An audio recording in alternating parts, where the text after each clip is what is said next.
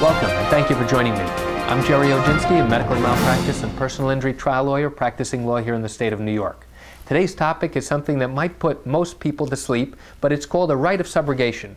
And I'm not going to put you to sleep in this short video clip explaining what it means. If you brought a lawsuit, most likely against a doctor or a hospital, your health insurance company has probably paid for your medical expenses.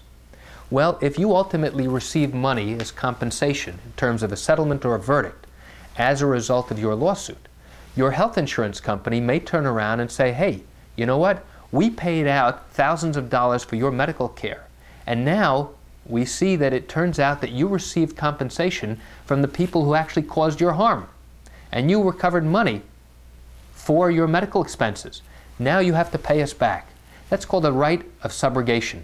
And oftentimes a health insurance company are going to knock on your door, not literally, they're going to send your attorney, they're going to send you a notice, putting you on notice, making you aware that they have spent all this money to pay for your medical care. And now they are aware that you have a pending lawsuit, and they want to know when your case gets settled or when it reaches a verdict, because they want to make sure that they get paid. And sometimes we are able to negotiate with the company that represents your health insurance plan to try and reduce the amount of money that you have to pay back. But many factors go into whether or not they'd be willing to negotiate and reduce the amount that they're owed.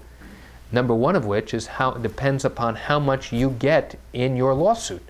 If you get a minimal amount and you have incurred lots of medical expenses, then hopefully your insurance company is not going to ask you to pay them everything you've received.